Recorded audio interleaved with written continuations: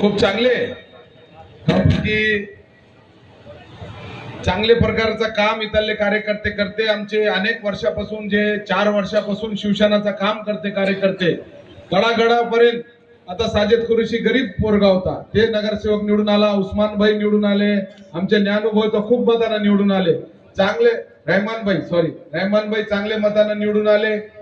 चांगले चांगले नगरसेवक आमचे गरीब मोठे मोठे लोकांच्या विरोधात निवडून आले। आणि इथली परिस्थिती कशी आहे सांगायची गरज नाही मला। सन्माननीय आमदार तुमचे इथले नगरीचे हे आहे महायुतीचे आमदार,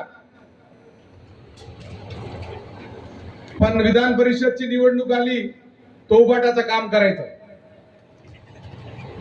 नावेंदर साहेबाचा आणि महायुतीत राहायचं।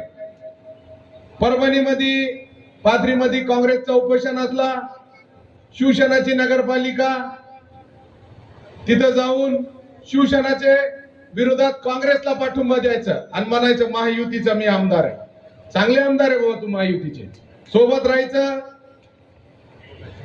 आणि पाठीत खंजीर खुपसायचा, माल हाणायचा आमचा आणि मतदान करायचं नाविंदारला आणि म्हणायचं मी महायुतीचा आमदार आहे। 2029 ला दाखवू महायुती काय आहे तो तुम्हाला। आता बॉस आलेले आहे शिवसेनात, बॉस आहे आणि मी आहे आणि सगळं आमचे तरुण कार्यकर्ते तिथं यायचं, बाबाजानीला लावून द्यायचं, काँग्रेसच्या लोकांना लावून द्यायचं, आमच्या नगराध्यक्षाची तक्रार करायची, सगळ्या गोष्टी आमच्या विरोधात करायचं आणि म्हणायचं मी महायुतीचा आमदार आहे।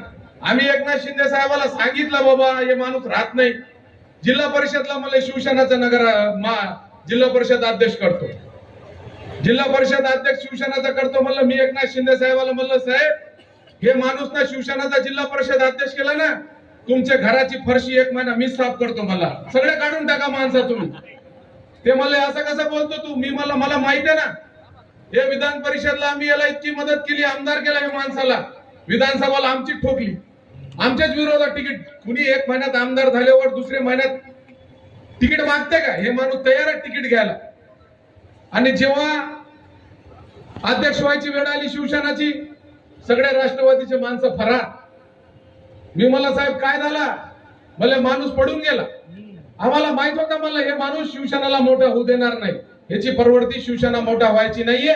पण एकनाथ शिंदे साहेबांच्या आशीर्वादानं, आता खासदार साहेबांच्या आशीर्वादानं परभणी जिल्ह्यामध्ये 1 नंबरवर पक्ष कोणता राहतील तर शिवसेना राहतील, तो कार्यकर्त्याच्या जोरावर राहतील।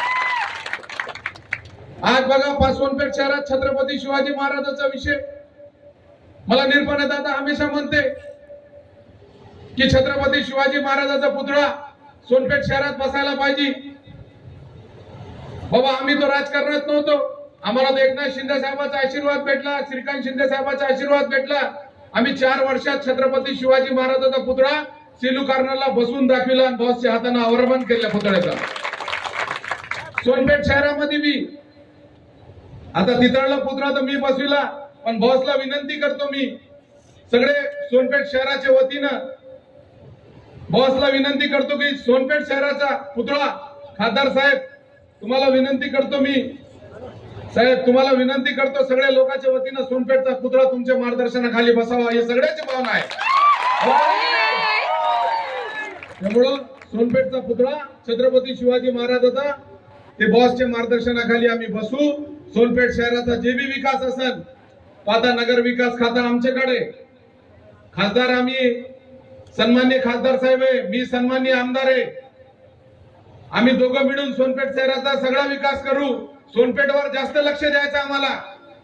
आता सोनपेठला कार्यालय करायचं 4 दिवस 8 दिवस पैकी 4 दिवस सोनपेठ मध्ये येऊन बसायचं, काय असू द्या आम्ही तुमचे काम करू, काय पण असू द्या।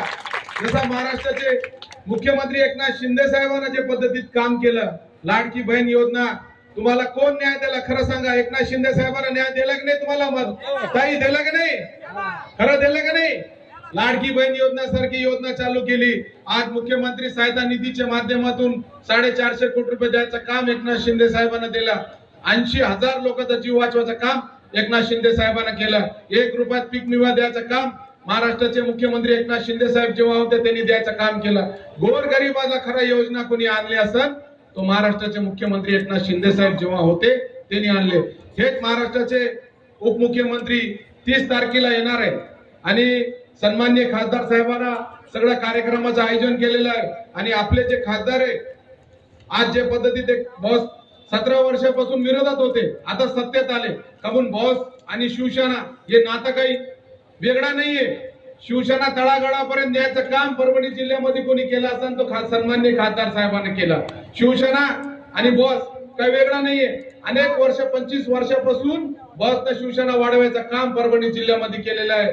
सन्माननीय महाराष्ट्राचे उपमुख्यमंत्री एकनाथ शिंदे साहेबांसोबत जेव्हा 2004 ला पहिले वेळेस सन्माननीय उपमुख्यमंत्री आमदार झाले होते एकनाथ शिंदे साहेब, तो सन्माननीय खासदार साहेब आमदार होते, सोबत आमदार होते साहेब. आणि ते मैत्री गट आहे साहेबाची आणि त्यांचे 25-30 वर्षाचा नाता आहे एकनाथ शिंदे साहेबाचा आणि सन्माननीय खासदार साहेबाचा. त्याच्यामुळं वेगळा काही नाहीये शिवसेनासाठी. साहेबांना तळागाळापर्यंत शिवसेना नेलेली आहे. येणाऱ्या 30 तारखेला आपल्याला एक काम करायचं आहे.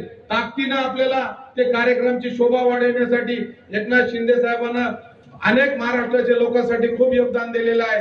त्याच्यामुळे शेतकरी आणि युवा संवाद मेळाव्याला जास्तीत जास्त लोक कसे आणायचे, जास्तीत जास्त सोनपेठ शहरामधून तुम्हाला विनंती करतो ज्ञानुभव, तुम्हाला विनंती करतो साजिदभाई, सगळे नगरसेवक, तालुका प्रमुख आप्पा, तुम्हाला सगळ्याला कदीर बापू, तुम्हाला पण विनंती करतो सगळ्या लोकांना जास्तीत जास्त लोकांना आणि 30 तारखेच्या कार्यक्रमाची शोभा वाढवा. इतका बोलतो थांबतो. जय हिंद, जय महाराष्ट्र.